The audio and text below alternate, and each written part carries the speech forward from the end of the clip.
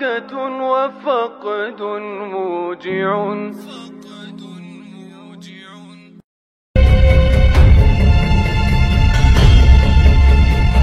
Nggak ada Islam itu saling bunuh, nggak ada.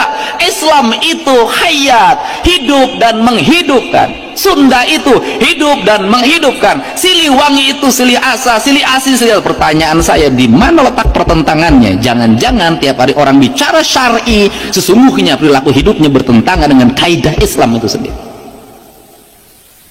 Ini dari falsafah dasar ini lahir pendidikan lingkungan. Ini bersatu, bersenyawa, nggak boleh saling membunuh, nggak boleh, harus hidup dan menghidupkan. Nggak perlu lagi material impor, cukup di sini.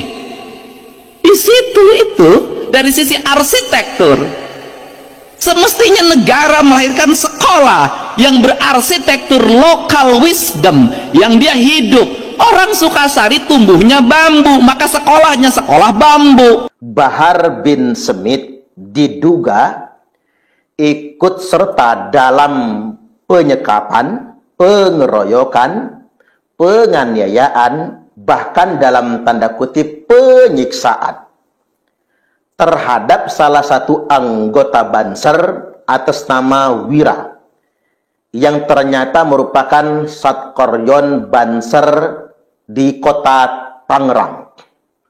Korban sendiri menghadiri kegiatan tersebut dalam rangka menghadiri acara Bahar bin Smith dengan tujuan menyimak pengajian. Namun ketika korban ingin bersalaman dengan Bahar bin Smith, tiba-tiba kemudian ada dugaan provokator yang meneriakkan kalau korban merupakan penyusup. Maka lantas kemudian terjadi penganiayaan, bahkan dugaan penyekapan, penyiksaan. Mirip sekali dengan kelakuan PKI.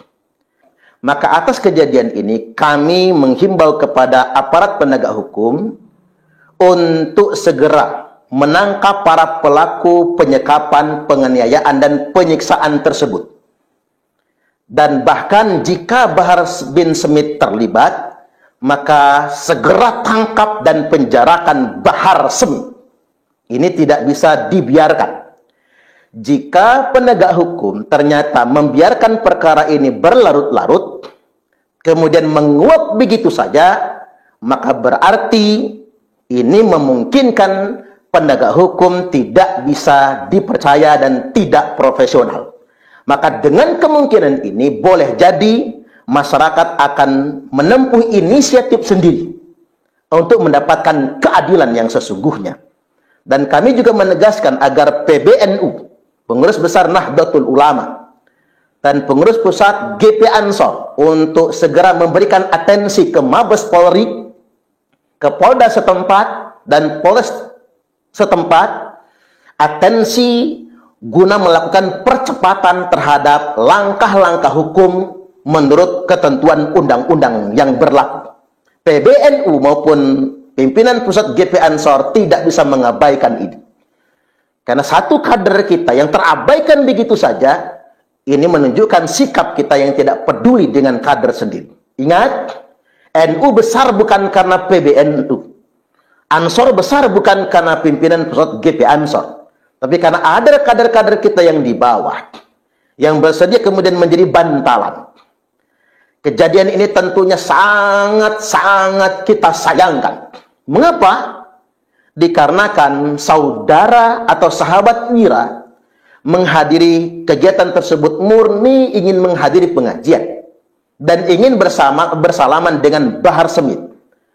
Mengapa lantas kemudian kehadiran beliau dijadikan seperti momok? Dan tidak mungkin beliau akan melakukan kekacauan kalau datang ke sana sendirian. Akhirnya kemudian menjadi korban pengeroyokan, bahkan penyiksaan. Dan kita boleh menyaksikan pernyataan dari keluarganya, istrinya, bahkan dari Kang Rida sendiri bahwa maksud beliau adalah untuk menyalami.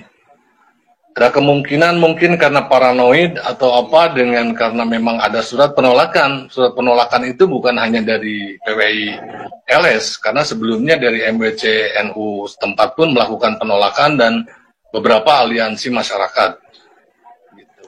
dengan alasan yang sama, begitu.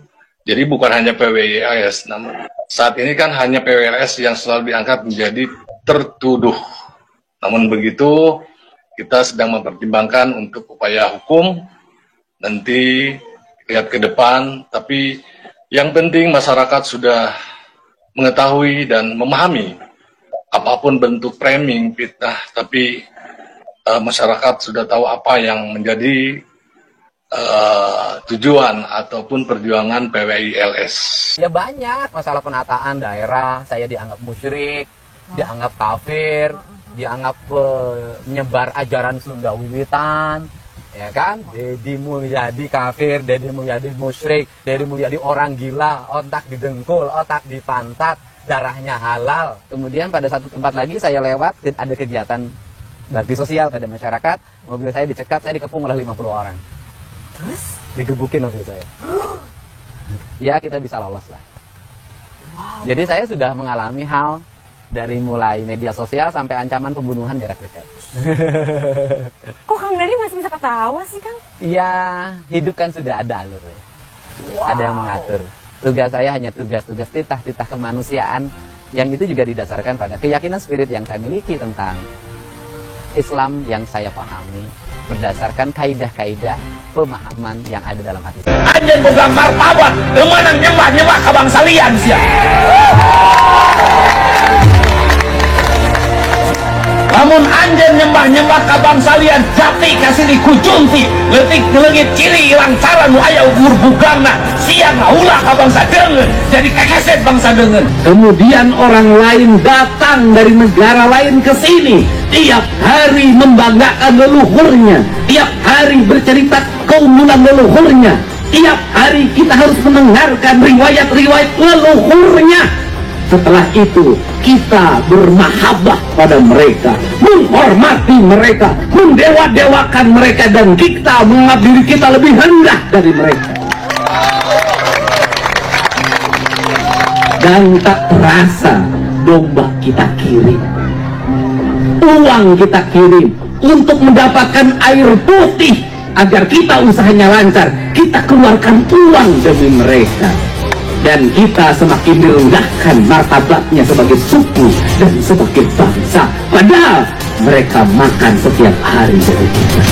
Cerita-cerita dalam setiap hari yang kita dengarkan adalah cerita hebatnya leluhurnya orang lain, solehnya leluhurnya orang lain.